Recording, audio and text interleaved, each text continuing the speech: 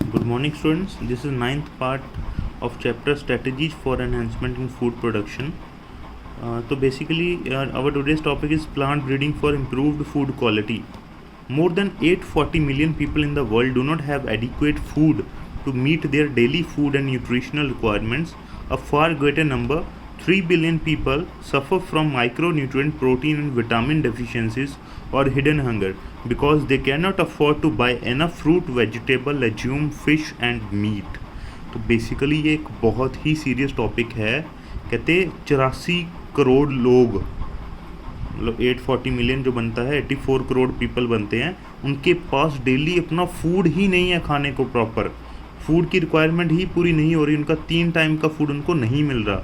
और अगर इससे भी ज़्यादा हम बात करें, 3 बिलियन पीपल, 300 करोड़ लोग ऐसे हैं जो माइक्रोन्यूट्रिएंट डेफिशिएंसी सफ़र कर रहे हैं, प्रोटीन या विटामिन डेफिशिएंसी सफ़र कर रहे हैं, जिसको हम हिडन हंगर भी बोलते हैं. क्यों? क्योंकि उनके पास इतने पैसे नहीं होते कि वो प्रॉपर फ्रूट, वेजिटेबल, लेज्यूम, दालें वगैरह, फ़िश और मीट खरीद सकें. खाना तो वो 3 टाइम का खाते होंगे, लेकिन उसमें वो प्रॉपर न्यूट्रिएंट्स नहीं ले पाते. 300 करोड़ लोग ऐसे हैं हमारी दुनिया में. Diets lacking essential micronutrients particularly iron, vitamin A, iodine and zinc increase the risk for disease, reduce lifespan and reduce mental abilities. कहते हैं अगर हम ऐसी डाइट लें जिसमें ये सब चीज़ों की कमी हो, vitamin A, iron, iodine, zinc, अगर इनकी कमी हो तो डिजीज़ का खतरा बढ़ जाता है, लाइफ स्पैन कम हो जाती है इंसान की, एंड मेंटल एबिलिटीज़ भी जो हैं वो कम हो जाती हैं. अब फूड की जो रिक्वायरमेंट है उसको बढ़ाने के लिए हम कर क्या सकते हैं? तो एक है बायो फोर्टिफिकेशन. फूड की रिक्वायरमेंट नहीं कहेंगे हम ज़्यादा प्रॉपर वर्ड यूज़ करेंगे. माइक्रो न्यूट्रिएंट्स की क्वांटिटी को कैसे इम्प्रूव कर सकते हैं हम क्रॉप में. ओके, तो जो हमारी क्रॉप है उसमें माइक्रो न्यूट्रिएंट्स की क्वांटिटी कैसे ज़्यादा इम्प्रूव कर सकते हैं. तो सबसे पहला स्टेप है बायो फोर्टिफिकेशन. बायो फोर्टिफिकेशन क्या है? Breeding crops with higher level of vitamin and minerals और higher protein and healthier fats is the most practical means to improve public health. इसमें क्या करते हैं हम? क्रॉप्स को जो ज़्यादा विटामिन, ज़्यादा मिनरल्स, ज़्यादा प्रोटीन और बढ़िया फैट्स देते हैं, हमारी जो क्रॉप है उसको इन सब चीज़ों के साथ मतलब ग्रो करवाते हैं, ताकि उसमें एक अच्छी क्वांटिटी में ये सब चीज़ें, विटामिन, मिनरल्स अच्छे हों, जो कि पब्लिक हेल्थ के लिए ज़्यादा बढ़िया है. Breeding for improved nutrition qualities undertaken with the objective of improving. कहते हैं अगर हम न्यूट्रिशन क्वालिटी को इम्प्रूव करते हैं तो उसमें क्या क्या चीज़ें हम ध्यान में रखते हैं? प्रोटीन कंटेंट एंड क्वालिटी देखते हैं, ऑयल कंटेंट एंड क्वालिटी देखते हैं, विटामिन कंटेंट देखते हैं, micro nutrient and mineral content देखते हैं. ये सब चीज़ों हम ज़्यादा ध्यान में रख के ब्रीडिंग करते हैं या बायो फोर्टिफिकेशन करते हैं. In 2000, maize hybrid that had twice the amount of amino acid, lysine and tryptophan compared to existing maize hybrid were developed. आज के टाइम में जो मेज है और जो 2000 में थी, 2000 वाली बहुत ज़्यादा, मतलब उसमें ये सब चीज़ें ज़्यादा थी, amino acid, lysine and tryptophan double थे. Wheat variety Atlas 66 have a high protein content has been used as a donor for improving cultivated wheat. Atlas 66 wheat की वैरायटी जो है, इसको हम यूज़ करते हैं किसी कल्टिवेटेड वैरायटी की क्वालिटी को इम्प्रूव करने के लिए. It has been possible to develop an iron fortified rice variety containing our 5 times as much as iron as in commonly consumed variety. उसी तरीके से हमारे पास एक आयरन फोर्टिफाइड राइस वैरायटी है जिसमें जो आयरन का कंटेंट है नॉर्मल से 5 गुना ज़्यादा है.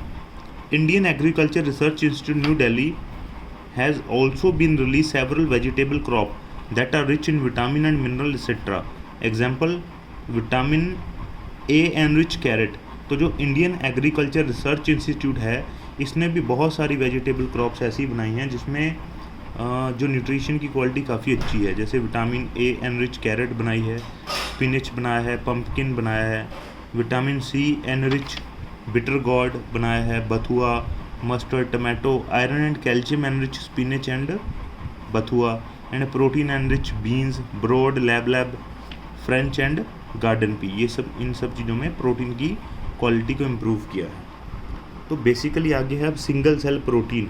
ये भी काफ़ी अच्छा टॉपिक है, काफ़ी मतलब आज के टाइम में रिसर्च का टॉपिक है जिसके ऊपर काफ़ी ज़्यादा रिसर्च चल रही है. Single cell protein.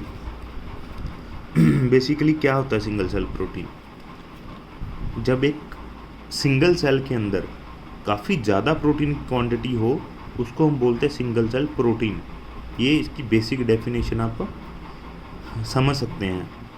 Conventional agriculture production of serial pulses vegetable fruit etcetera may not be able to meet the demand of food at the rate at which human and animal population increasing। कहते हैं जो normal agriculture production है, जो normal तरीके हैं production के जिसमें हम सीरियल पल्सेस ग्रो करते हैं, वो कहते इतने इनफ नहीं है, इतने सही नहीं है कि जिस हिसाब से ह्यूमन एंड एनिमल पॉपुलेशन बढ़ रही है उसको पूरा किया जा सके, उसकी डिमांड को, जो प्रोटीन डिमांड है एनिमल एंड ह्यूमंस की, उसको पूरा किया जा सके। इतने सटीक तरीके कन्वेंशनल एग्रीकल्चर के नहीं हैं। The shift from grain to meat diet also create more demand for cereal as it takes 3 to 10 kg of grain to produce 1 kg of meat by animal farming. कहते अगर मीट के ऊपर shift करते हैं तो भी एक बड़ी प्रॉब्लम है। क्यों? क्योंकि एक किलो का अगर आपने मीट बनाना, चिकन अगर वो उसका वेट 1 किलोग्राम होगा तो वो 3 से 10 किलो ग्रेन खाएगा, फिर जाके उसका वेट जो है 1 kg होगा। Can you explain this statement in the light of your knowledge of food chain? तो इस स्टेटमेंट को आप एक्सप्लेन भी कर सकते हो फूड चेन के सिस्टम से। जैसे कि आपको पता ही है सिर्फ 10% एनर्जी जो है ट्रांसफ़र होती है, हमने पढ़ा हुआ है। अगर वो 10 किलो ग्रेन खाएगा तो उसमें से 10% एनर्जी जो है वही उसके पास ऑन होगी, बाकी जो है नेचर में चली जाएगी। More than 25% of the human population suffering from hunger and malnutrition.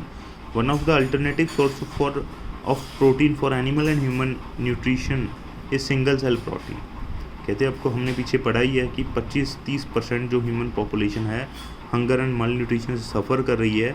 इसका अल्टरनेटिव सोर्स क्या है? Single cell protein.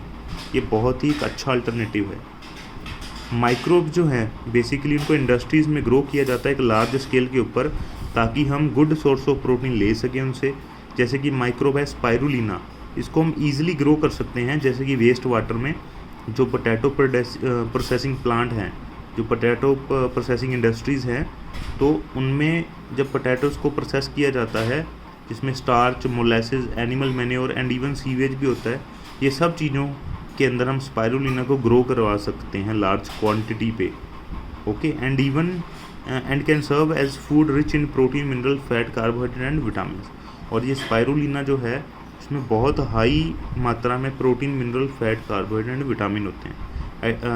Incidentally such utilization also reduce environmental pollution. ये भी बहुत इसका फ़ायदा है। अगर हम ऐसा करते हैं उससे इन्वायरमेंटल पोल्यूशन भी रिड्यूस होता है, क्योंकि जो बेसिकली देखिए एनिमल मैन्योर, सीवेज जो हो गया, स्ट्रॉ, मोलेसेस या पोटैटो प्रोसेसिंग प्लांट जो हैं, उनका जो वाटर है उसके अंदर बहुत सारा यूज़फुल मटेरियल भी होता है जो ऐसे ही चला जाता है। अगर हम उनके अंदर माइक्रोब्स को ग्रो करवाएं तो वो सारा जो यूज़फुल सब्सटेंस है उनको दोबारा हम यूज़ कर सकते हैं। It has been calculated that 250 kg cow produces 200 gram of protein per day. तो ये हमने कैलकुलेट किया कि 250 किलो की जो काउ है वो सिर्फ 200 ग्राम प्रोटीन प्रोड्यूस करती है। सेम पीरियड में 250 ग्राम का जो माइक्रो ऑर्गेनिज्म है मिथाइलोफाइलस मिथाइलोट्रोपस, ये क्या करता है क्योंकि इसका high rate of biomass production है एंड इसकी ग्रोथ जो है वो भी बहुत ज़्यादा फास्ट है, can be expected to produce 25 ton of protein. 250 gram micro organism 25 ton protein जो है प्रोड्यूस कर सकता है सेम टाइम पीरियड में। The fact that mushrooms are eaten by many people and large scale mushroom culture is a growing industry makes it believe that microbe too would become acceptable as food। ये तो आपको पता ही है, mushrooms वगैरह तो हम खाते ही हैं, नॉर्मली घर पे भी लेके आते हैं, जिसको खुम्ब बोलते हैं। इसको भी हम हाई सोर्स ऑफ प्रोटीन की फॉर्म में यूज़ करते हैं। तो ये सब था सिंगल सेल प्रोटीन, जिसमें कम क्वांटिटी में हम ज़्यादा क्वालिटी ले सकते हैं। ओके, या कह लीजिए कम साइज़ में हम ज़्यादा क्वांटिटी भी ले सकते हैं। थोड़े से सब्सटेंस में बहुत ज़्यादा प्रोटीन हमें मिल सकता है, वो होते सिंगल सेल प्रोटीन। और आपको जान के ये बहुत ही शौक लगेगा कि सिंगल सेल प्रोटीन जो है ये एस्ट्रोनॉट्स भी यूज़ करते हैं। ओके, जो एस्ट्रोनॉट होते हैं स्पेस में जाते हैं वो भी सिंगल सेल प्रोटीन का यूज़ करते हैं। वो यूज़ कैसे करते हैं ये तो आपको भी पता है कि जब वो स्पेस में जाएंगे, ठीक है, अपने स्पेसशिप में, तो नेचुरल सी बात है वहाँ पे गैस सिलेंडर, आटा, दाल ये तो लेके नहीं जाएंगे कि हाँ भाई ऊपर जाके बना लिया, ओके भी, या फिर बर्गर, पिज़्ज़ा, सैंडविच ले गए भी, हाँ भी खा लिया। तो वो क्या करते हैं, सिंगल सेल प्रोटीन का इस्तेमाल करते हैं। इनको एज ए पेस्ट की फॉर्म में बनाया जाता है। जो पेस्ट होते हैं हमारे, इनको उसमें कन्वर्ट किया जाता है पेस्ट की फॉर्म में। तो थोड़े थोड़े टाइम बाद उसको मतलब थोड़ा सा सक कर लेते हैं और उनकी जो डिमांड है बॉडी की, प्रोटीन, विटामिन, मिनरल्स की डिमांड है वो पूरी हो जाती है। ओके, तो ये था हमारा आज का टॉपिक। अगर इसमें आपको कोई डाउट हो तो आप हमें मैसेज करके पूछ सकते हो। कल को हमारा इस चैप्टर का लास्ट टॉपिक होगा टिश्यू कल्चर। Thank you.